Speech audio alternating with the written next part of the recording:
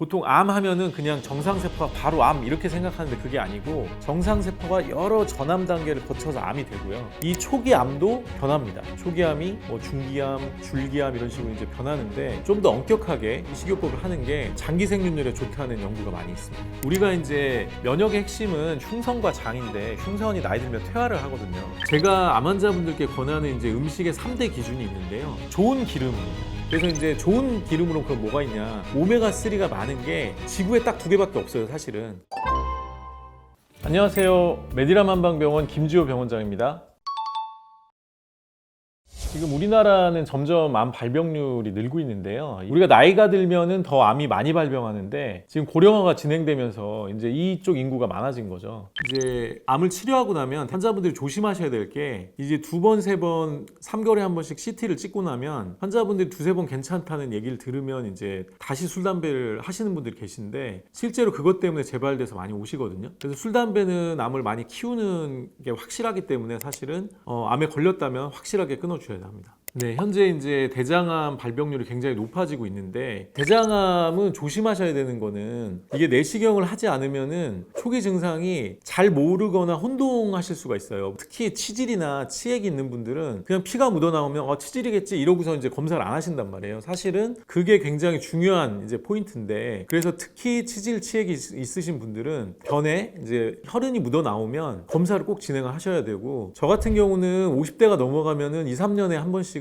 꼭 대장 내시경을 권해드립니다. 요즘 들어서 이제 중년 여성분들이 암 발병률이 남성보다 이제 증가율이 더 높은 건데요. 이제 유방암 증가율이 상당히 높거든요. 그래서 우리나라가 사실은 지금 전 세계 유방암 증가율로 보면 1위에 해당하거든요. 사실은 유제품이나 사회적인 활동으로 인한 스트레스 그리고 낮밤이 바뀐 거. 그러니까 여성분들이 사실은 옛날에는 일을 안 하다 지금 일을 많이 하시잖아요. 그래서 그런 영향이 이제 복합적으로 있는 거고 뭐 고기나 이런 서구화된 식습관, 운동 부족 이런 거랑 전반적으로 다 관여가 돼 있다고 생각을 하죠. 일단 암 환자분들은 첫 번째 조심하셔야 되는 거는 단 음식입니다. 그러니까 암세포가 제일 좋아하는 게 사실 포도당이거든요. 그래서 환자분들이 이제 과일을 많이 여쭤보시는데 과일도 사실은 조심을 하셔야 돼요. 요즘 과일들은 당도를 엄청 높인 과일들이 많아요. 그래서 사실은 좀 신 음식들 있잖아요. 신과일들이 좀 당도가 낮습니다. 레몬이라든지 라임이라든지 이런 것들은 당도가 낮기 때문에 당도가 좀 낮은 과일들을 드셔야 돼요. 특히 흰쌀, 그다음에 흰빵, 밀가루빵 이런 것들이 사실은 굉장히 당도가 금방 분해가 되기 때문에 당도가 높거든요. 그래서 그런 것들 첫 번째는 조심하셔야 되고 두 번째는 이제 채소량을 늘리셔야 돼요. 지금 사실 채소 권장량이 하루에 뭐 100g, 200g 선으로 얘기를 하는데 암 환자들은 하루에 400g에서 뭐 많으면 800g까지 이제 권장을 드리거든요. 그 채소가 들어가야만 장이 건강해지고 장 면역이 올라가거든요. 그래서 채소가 굉장히 중요하고요. 그 다음에 이제 서구화된 음식들, 뭐 우유라든지 치즈라든지 그런 이제 유제품, 그 다음에 이제 고기류 이런 것들 좀 조심하셔야 되고요. 그 다음에는 가공 음식을 조심하셔야 됩니다. 그리고 이제 짠 음식 같은 경우는 이게 소금이 과도하게 들어가면 암이 큰다는 연구들이 많이 있거든요. 사실 암 환자분들이 담배는 당연히 하면 안 된다 이렇게 생각을 하시는데 그게 완전 맞는 얘기고요. 그런데 이제 술에 대해서는 조금 환자분들이 약간은 좀 느슨한 편이세요. 그런데 사실은 술이 암을 굉장히 많이 퍼뜨릴 수가 있습니다. 그래서 암의 전이랑 술이랑 관련도가 되게 높고요. 보통 암 하면은 그냥 정상세포가 바로 암 이렇게 생각하는데 그게 아니고 정상세포가 여러 전암 단계를 거쳐서 암이 되고요. 이 초기 암도 변합니다. 초기 암이 뭐 중기암, 줄기암 이런 식으로 이제 변하는데 이런 줄기화되는 데 있어서 담배나 술의 영향이 상당히 있어요. 그래서 암 자체를 악화시키는 거죠. 그거에서도 안 좋기 때문에 금주는 금연과 함께 꼭 필요하다고 생각합니다. 우리가 대학병원 치료 기간 동안에는 잘 먹는 게 중요하고요. 그런데 이게 기간이 끝나잖아요. 끝나고 나서 우리가 일상으로 돌아왔을 때는 좀 더 엄격하게 식이요법을 하는 게 장기 생존율에 좋다는 연구가 많이 있습니다. 제가 암을 이겨내는 추천 음식으로 5가지 정도를 추천을 드린다면 첫 번째는 채소류입니다. 채소는 지금 현대인들이 너무 사실 안 먹고 있기 때문에 우리 장 면역이 굉장히 문제가 많이 오는 상황이고요. 그래서 채소의 양을 하루에 400g 이상, 많다면 뭐 800g 이렇게 이제 많이 드시는 걸 권장드리고요. 두 번째는 발효 음식입니다. 역시 장 면역과 관련이 있고요. 우리가 이제 면역의 핵심은 흉선과 장인데 흉선이 나이 들면 퇴화를 하거든요. 50대, 60대가 되면서부터는 장 면역의 핵심이라서 따라서 우리가 먹던 이제 김치라든지 된장이라든지 이제 청국장이라든지 이런 발효 음식이 장 면역에 굉장히 많이 도움이 됩니다. 그래서 이제 발효 음식을 두 번째로 추천드리고요. 세 번째로는 그건 바로 오메가3입니다. 그래서 오메가3가 많은 들기름이라든지 호두라든지 그걸 좀 추천드리고요. 그다음에 네 번째로 추천드릴 거는 콩류입니다. 콩은 발효해서도 드셔도 좋고 지금 이제 건강한 단백질 중에 하나로 콩과 두유 이런 게 많이 언급이 되고 있고요. 두유 같은 경우에 최근에 나온 논문에 보면 뭐 유방암의 예방을 굉장히 올려준다 이런 연구도 있으니까요. 콩의 복용량을 많이 늘리고 시중에서도 이제 꼭 콩을 직접 이제 갈아서 두유를 만들거나 이렇게 하지 않아도 99.9% 국산 콩 두유들이 많이 나와 있어요. 그런 걸 또 활용하시면 좋습니다. 시중에서 파는 것 중에 뭐 검은콩 칼슘 두유 막 이런 것들이 많이 있는데 그런 것들은 뒷면을 보시면은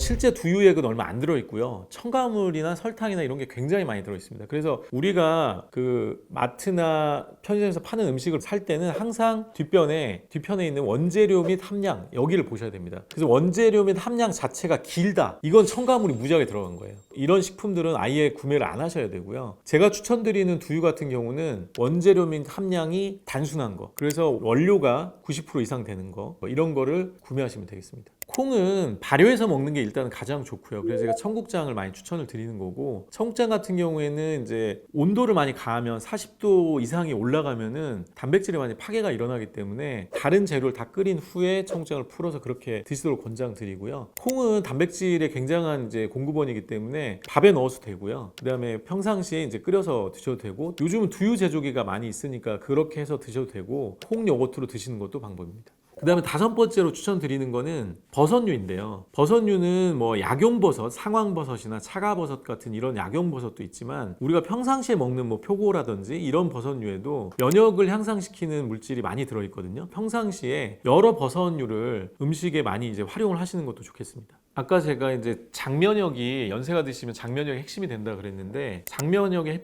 핵심적인 게 이제 발효 음식들이에요. 그래서 지금까지 말씀드린 거를 그대로 드시는 것도 괜찮지만 되도록이면 발효를 시켜서 드시면 더 좋겠고요. 요즘 이제 효소를 만드는 게 유행인데 사실 그 효소는 위험성이 있어요. 왜냐하면은 우리가 뭐 매실청 이렇게 담그면 절반이 설탕이거든요. 그래서 사실은 이게 3년 정도 넘어가야지 이 설탕을 다 먹고 발효가 되거든요. 그래서 3년 되지 않은 효소를 먹는 거는 위험하니까 환자분들께서 이제 그걸 모르고 그냥 효소 담근 지 얼마 안 된 다음에 그걸 먹고 암이 커서 오는 분들이 계시거든요. 발효 효소는 조심하셔야 되고 오래 숙성한 거를 드시기 바랍니다.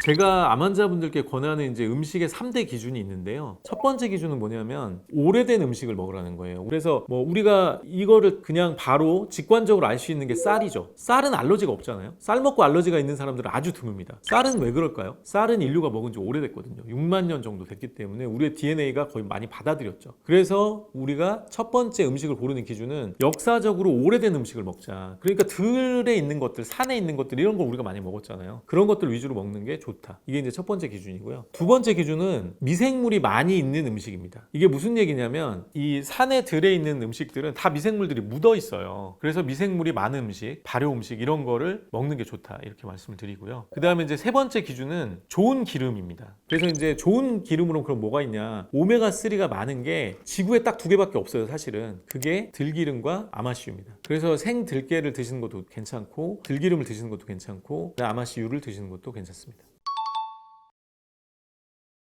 음식 말고 우리가 신경을 많이 써야 되는 게 바로 스트레스 관리인데요. 이 스트레스는 사실 암 발병의 직접적인 원인이기도 하거든요. 우리가 스트레스 하면 그냥 정신적인 영향만 주겠지 이렇게 생각하지만 그렇지가 않고요. 우리가 이제 우리 몸에는 스트레스 대응 시스템이라는 게 우리 몸에 장착이 돼 있거든요. 그러니까 그게 뭐냐면 구석기 때 멀리서 사자를 본 거예요. 도망가야 되잖아요. 그러니까 우리 몸의 스트레스 대응 시스템이 작동을 해요. 그래서 모든 혈액을 어디로 보내냐면 심장으로 보내는 거죠. 그런데 이게 지금 우리가 밥 먹을 때 그냥 엄마가 너 이번 성적 왜 그래? 그러면 바로 체하죠. 왜냐면 위에 들어온 혈액이 쫙 빠져가지고 심장으로 가거든요. 그래서 이게 이제 스트레스인데, 문제는 스트레스에 한 이렇게 혈액 순환의 변화가 단기간 일어나면 괜찮아요. 그러니까 스트레스를 받았다가 뭐 금방 풀면 괜찮은데, 문제가 이게 2, 3개월 지속된다고 생각을 해보세요. 그럼 어떻게 돼요? 유방에 있는 세포들이 혈액이 안 들어오니까 산소를 못 먹겠죠. 그러니까 변이가 일어나요. 그래서 스트레스 관리는 단기 스트레스가 아니라 장기 스트레스 관리가 아주 중요합니다. 그래서 암에 걸리신 분들은 대부분 대형 스트레스 사건을 겪어요. 가까운 분이 돌아가셨다든지 뭐 돈을 잃어버렸다든지 직장에서 막 스트레스를 엄청 많이 받았다든지 몇 개월 동안 뭐 야근하고 밤새고 막 이렇게 했다든지 그런 분들이 대부분 암에 걸리고서 오거든요. 그래서 사실은 중간중간에 휴가를 가거나 쉬어주셔야 돼요. 그래야지 우리 몸이 다시 혈액의 순환 구조를 바꿔요. 두 번째로 관리하실 건 운동입니다. 지금 현대인들이 운동이 얼마나 많이 부족하냐면 특히 하체 운동입니다. 우리가 좌식 생활을 하게 됐잖아요. 회사에 가서 하루 종일 앉아 있다고요. 그래서 많이 걸으셔야 됩니다. 그리고 좌식으로 앉아서 생활하시는 분들은 30분 정도면 골반강의 흐름이 거의 멈추거든요. 그래서 30분에 5분 혹은 1분이라도 걷거나 커피를 마신다든지 화장실 간다든지 물을 마신다든지 그래서 이제 골반강의 흐름을 이제 만들어 줘야 되는 거죠. 가장 사실 음식과 스트레스, 운동 요 세 개가 가장 좋은 거고요. 그 다음에 이제 네 번째로 얘기하면 잠입니다. 잠. 왜냐면 우리가 낮밤에 박히신 분들 굉장히 많잖아요. 사실은 잠은 우리가 구석기 때 동굴 안에 살면서 해 뜨면 그 빛으로 일어나고 해가 지면 그 빛 때문에 이제 자고 이렇게 했던 게 우리 몸에 지금 장착이 돼 있는 거거든요. 그래서 반드시 불을 끄고 주무셔야 되고요. 잠을 밤에 잘 주무시는 거 굉장히 중요하고 특히 새벽에 화장실 가시는 분들은 불을 켜시면 안 돼요. 아니면 화장실에 땅 쪽으로 은은하게 간접 조명을 켜셔야 돼요. 그래서 네 번째는 이제 잠 관리입니다. 가장 중요한 게 스트레스 관리, 그 다음에 두 번째로는 운동, 특히 걷기를 우리가 생각하는 것보다 훨씬 많이 해야 된다. 그 다음에 세 번째로는 잠 관리, 이게 굉장히 중요하다 이렇게 말씀을 드리겠습니다.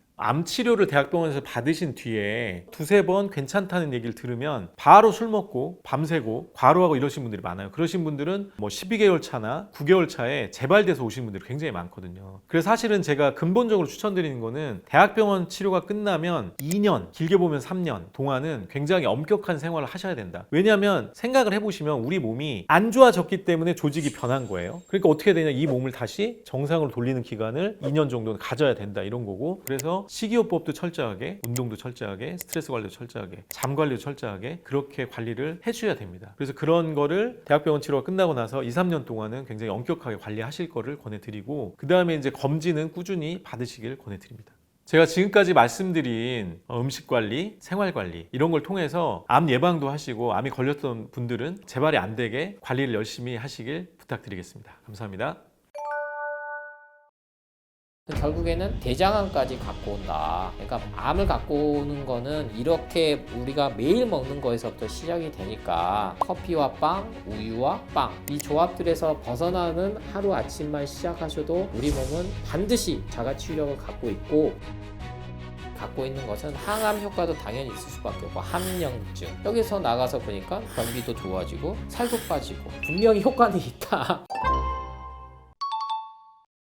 빵은 밀가루로 만든 거죠. 그래서 빵 자체가 나쁜 건 아니에요. 우리가 아주 오랜 시간 동안 특히 서양 유럽은 중세 시절 때는 빵이 주식이었거든요. 근데 왜 그때는 이렇게 당뇨로 많이 안 죽었냐, 혈당으로 문제가 없었냐, 바로 통밀빵이었기 때문이에요. 그래서 밀가루를 가공, 정제를 엄청나게 시키면서 여기에서 비타민, 무기질, 미네랄이 다 파괴되고 심지어 글루텐이라는 합성 화학 물질과 여러 가지 효소, 효모 물질들을 인공적으로 첨가하고, 가장 심각한 게 설탕을 넣어서 그래요. 설탕. 일단은 인위적으로 만든 걸로 인해서 우리가 당 중독에 걸렸다. 근데 이 당 중독에 가장 쉽게 오게 하는 게 빵이에요. 우리나라가 정말 많이 소비하는 게 빵하고 커피예요. 그러니까 모닝 커피와 모닝 빵으로 하루를 시작하는 것만큼 최악인 건 없다는 거죠. 커피하고 빵만 끊어도 우리 몸은 달라진다. 그 빵 자체에는 이미 정제가 많이 들어갔기 때문에 우리 장내 환경을 완전히 망쳐버려서 결국에는 우리나라가 현재 대장암이 세계 발병률 1인데 거기에 한 몫을 하고 있다는 겁니다. 암을 갖고 오기까지는 단순히 뭐 증상이 안 나타날까요? 다 나타나는 거예요. 그게 뭐다? 비염, 아토피. 이게 가장 흔한 증상이에요. 그러니까 이게 내가 기관지가 약해져서 폐가 나빠져서 이런 식으로 접근할 게 아니고 몸 복합적으로 독소가 쌓여서 장내에서 배출이 안 되니까 염증이 쌓이고 살이 찌고, 이게 뱃살의 원인이거든요. 콧물이나 가래, 기침으로 나타내는 게 천식이나 비염 증상, 아토피 증상인데, 이거는 증상만 없애기 위해서 항생제 먹고 히스타민 먹고 스테로이드제 먹고 이렇게 돼버리니까 그런 것들이 안으로 꾹꾹 눌러져서 내성이 생겨서, 그러니까 여러분 빵 하나로 시작해가지고 결국에는 비염, 아토피, 천식 여러 가지 자가 면역 질환이 갖고 오고 과민성 대장 증후군이라는 건 없어요, 여러분. 그냥 여러분이 안 먹어야 될 음식을 먹어서 이게 몸이 그렇게 만들어진 겁니다. 그러니까 병원에서 약이 없다는 거는 음식으로 고쳐야 된다는 얘기예요. 결국에는 대장암까지 갖고 온다. 그러니까 암을 갖고 오는 거는 이렇게 우리가 매일 먹는 거에서부터 시작이 되니까 커피와 빵, 우유와 빵 이 조합들에서 벗어나는 하루 아침만 시작하셔도 우리 몸은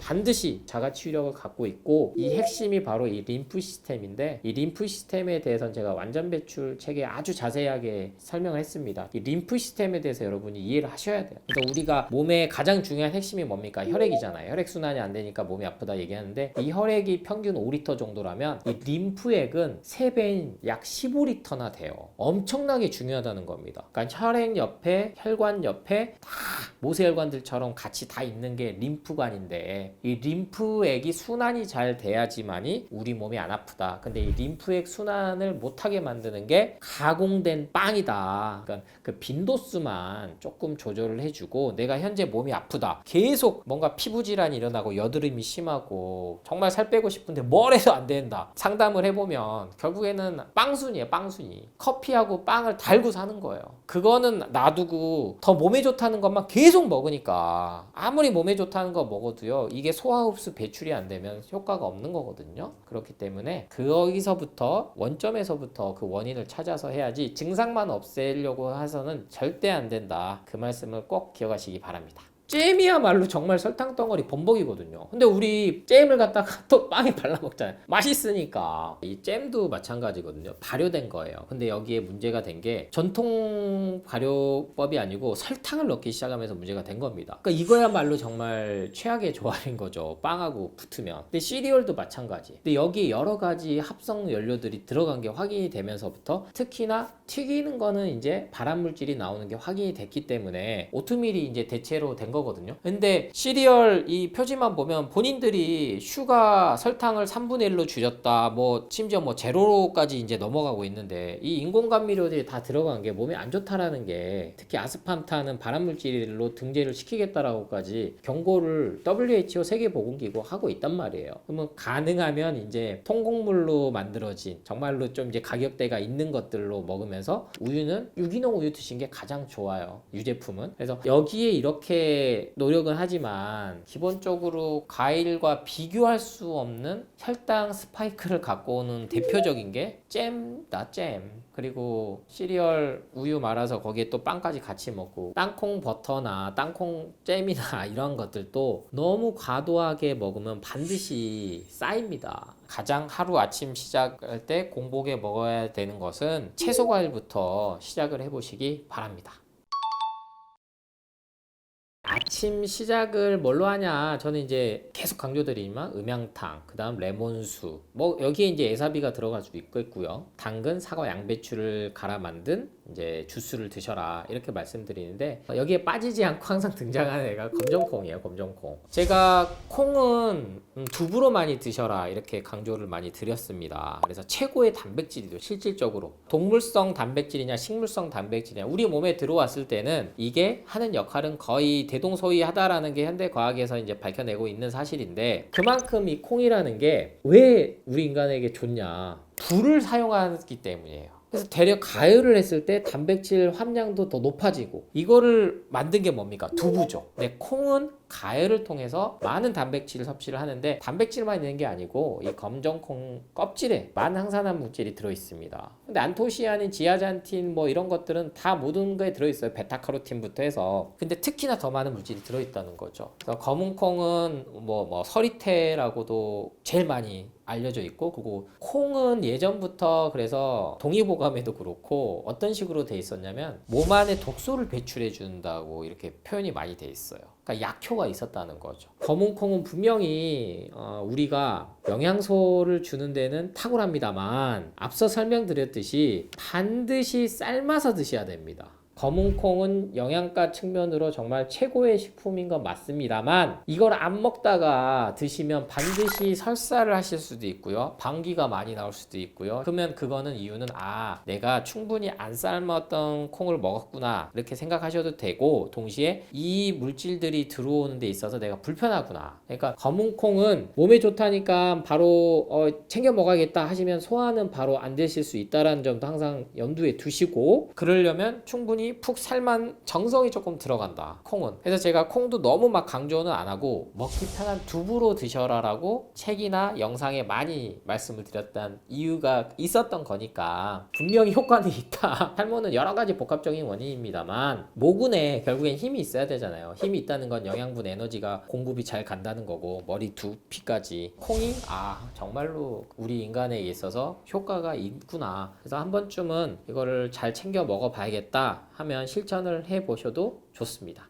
이 검은콩, 콩과가 갖고 있는 가장 여러분이 드셔야 될 이유는 식이섬유에 이런 게 풍부하다는 거예요. 영양분이 삶아도 있다는 겁니다. 가열을 해도 어떠한 형태로 먹든, 갈아서 먹든 두부로 먹든, 이게 장내에 들어와서 결국에는 항암 역할을 해주고, 그러면 이 역할이 된다는 거는 기본적으로 위장 기능을 활성화 개선시켜서 혈당이 안정이 된다는 거거든요. 그래서 검은콩이 갖고 있는 것은 항암 효과도 당연히 있을 수밖에 없고, 함량증 여기서 나가서 보니까 변비도 좋아지고 살도 빠지고, 반대로 살이 안 찌시는 분들은 콩과를 먹으면 살이 찝니다. 옥수수나 감자, 고구마처럼 콩도 가장, 그래서 근육을 만드는 데 도움이 되는 거예요. 그러니까 그 적정량을 자기가 찾아서 드시는 게 중요하다. 검은콩의 효과들에 대해서는 이렇게 정말 내가 충분히 먹을 수 있는 것임에도 불구하고 잊고 있었던 거다. 그래도 간식처럼 완두콩부터 해서 강낭콩 이런 거 삶아가지고 먹는 식습관을 과자 대신 먹는다는 게 얼마나 그게 좋은 겁니까? 근데 지금은 보편화되게끔 두유 제조기까지 나오는 상황이기 때문에 콩에 대해서 우리도 한번 좀 관심을 가져보시라는 말씀을 드립니다.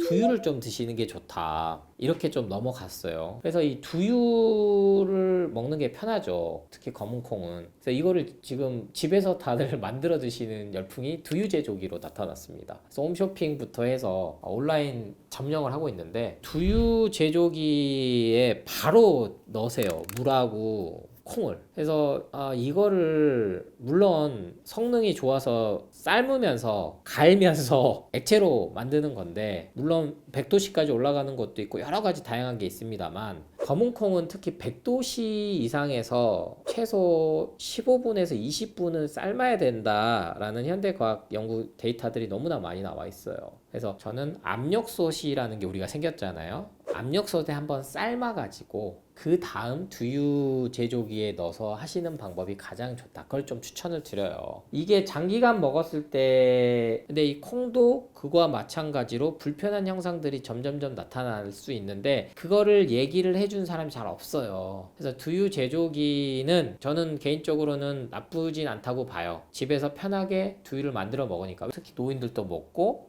검은콩 두유 먹고 검정색 머리털 났다는 사례가 너무 많아가지고. 그런데 합성 첨가제가 들어간 두유가 너무 많다는 거예요.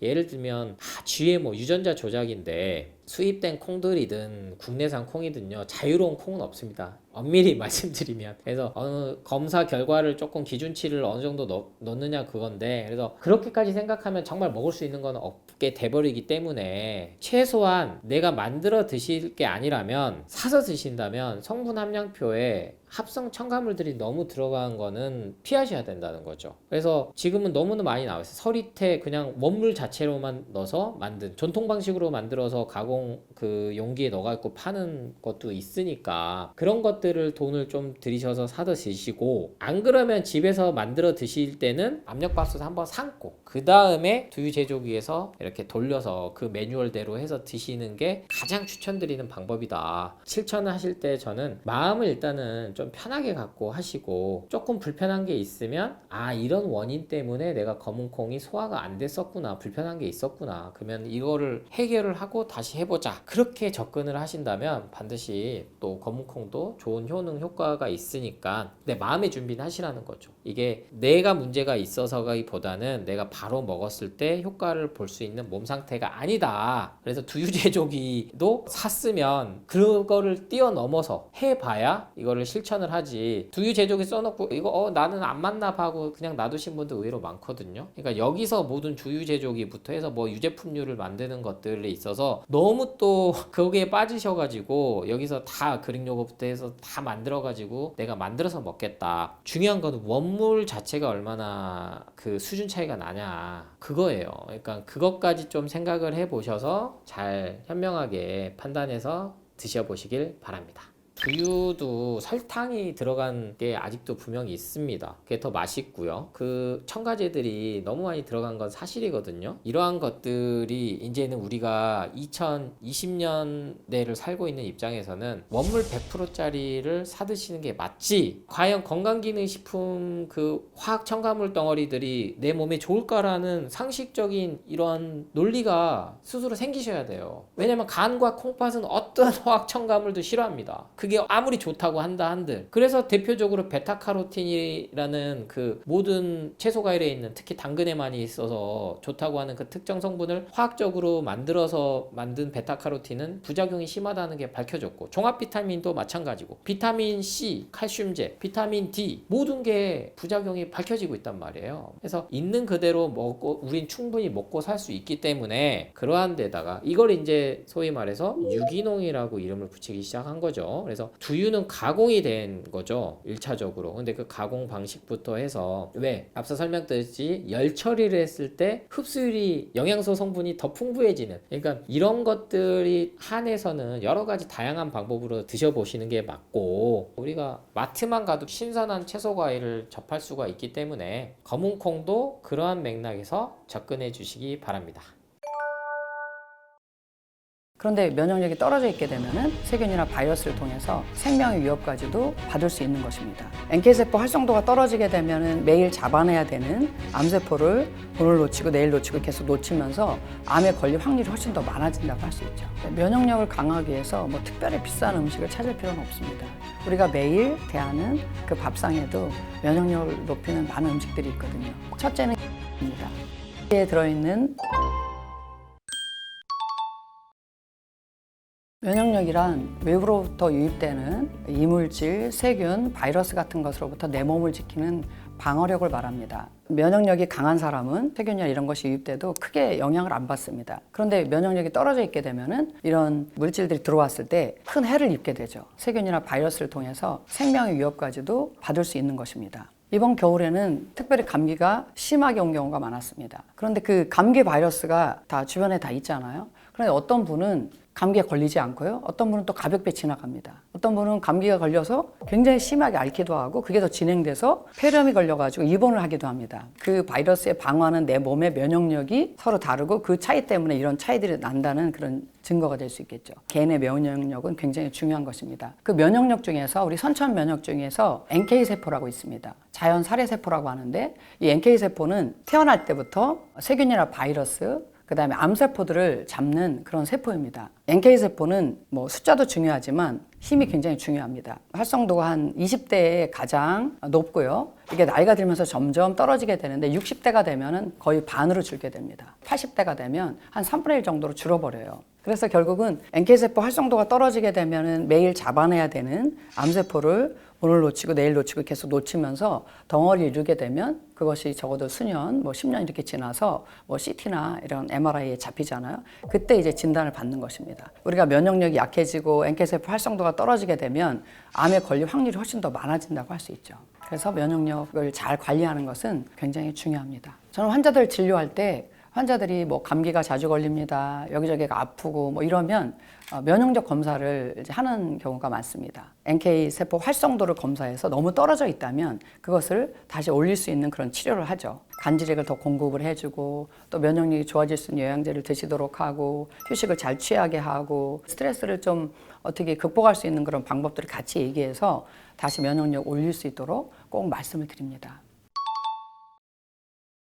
면역력을 강화하기 위해서 뭐 특별히 비싼 음식을 찾을 필요는 없습니다. 우리가 매일 대하는 그 밥상에도 면역력을 높이는 많은 음식들이 있거든요. 된장이나 청국장, 간장 같은 이런 김치도 마찬가지고요. 이런 발효식품들은 굉장히 좋은 면역 강화 음식이 되겠습니다. 특별히 이제 이런 식품들은 살균이나 또 우리 몸에 그 정장 작용을 해주고요. 항암 작용을 하는데 도움이 됩니다. 첫째는 김치입니다. 김치에 들어있는 마늘의 알리신 성분은 살균과 정장 작용, 콜레스테롤을 낮추는 효과가 있습니다. 또 무에는 비타민C와 수분이 풍부해서 이 역시 우리 몸에 면역을 올려주게 됩니다. 고추의 매운 성분인 캡사이신은 진통작용과 또 항산화, 항암에 효과적입니다. 생강은 매운맛을 내는 진저롤과 쇼가올 성분으로 항균, 항암 작용에 효과적입니다. 배추나 파 등의 채소는요, 비타민과 무기질이 풍부해서 항산화, 항암 작용에 효과적입니다.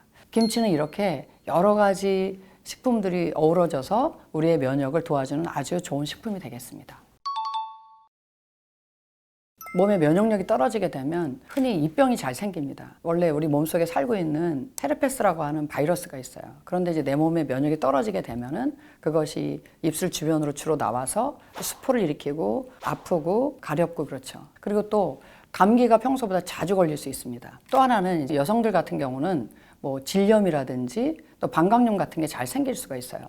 그 부위에는 유익한 균뿐만 아니라 뭐 다른 균들도 있는데 평소에는 내 면역력이 강하면 그게 문제가 되지 않습니다. 근데 내가 면역력이 떨어지게 되면은 그런 균들이 문제를 일으켜서 질염이 걸린다든지 방광염이 걸리기가 쉬운 거죠. 또 하나가 이제 대상포진입니다. 대상포진 때문에 고생하시는 분이 많은데요. 대상포진은 그 증상 자체도 고통스럽지만 의미가 굉장히 중요합니다. 대상포진이 걸렸다고 하는 것은 어쨌든 면역이 굉장히 많이 심하게 저하된 상태라고 하는 표현이에요. 우리가 어렸을 때 이제 수두를 앓잖아요. 그럼 그 수두를 일으키는 바이러스가 우리 몸의 신경절에 살고 있습니다. 그래서 평소에는 문제가 안 돼요. 면역이 너무 떨어지게 되면은 그 바이러스가 신경절을 타고 나와서 수포를 만들고 근육에 심한 통증을 일으키고 따갑기도 하고 굉장히 고통스럽게 하죠. 그래서 이제 우리가 면역이 떨어지면 이런 여러 가지 질환들이 생길 수가 있습니다.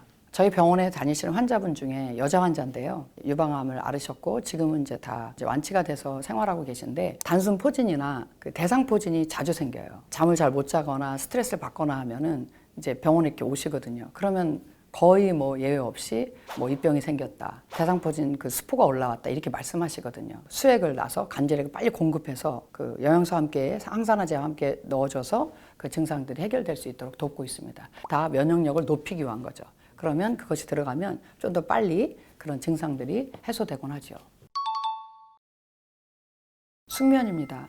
잠을 좀 충분히 주무시는 게 필요한데 하루에 7에서 8시간 정도 푹 주무시는 게 좋습니다. 특별히 또 이 잠은 언제 자느냐가 굉장히 중요해요. 밤 한 10시, 11시 정도부터 새벽 3시 정도로 포함해서 주무시는 게 가장 좋습니다. 우리 몸은 이 시간에 다른 활동들을 다 멈추고 우리 몸에 그동안 쌓여있는 해독을 한다든지 면역 기능을 회복하는 일을 그 시간에 하거든요. 두 번째는 가벼운 운동이나 스트레칭입니다. 우리가 스트레칭이나 운동을 하게 되면은 혈액순환이 활발해지게 되고요. 부교감 신경을 활성화시켜서 우리 몸의 면역계를 자극해 줍니다. 또 세 번째로 말씀드릴 수 있는 것은 손 씻기를 잘 하시는 거예요. 손위생은 되게 단순한 것 같지만 굉장히 많은 질병을 막아줄 수 있습니다. 우리 주변에는 여러 가지 이렇게 바이러스라든지 이물질이 굉장히 많이 있습니다. 그것이 주로 손을 통해서 이게 전달이 되죠. 손만 잘 씻어도 그런 균으로부터 이제 우리 몸을 보호할 수가 있습니다.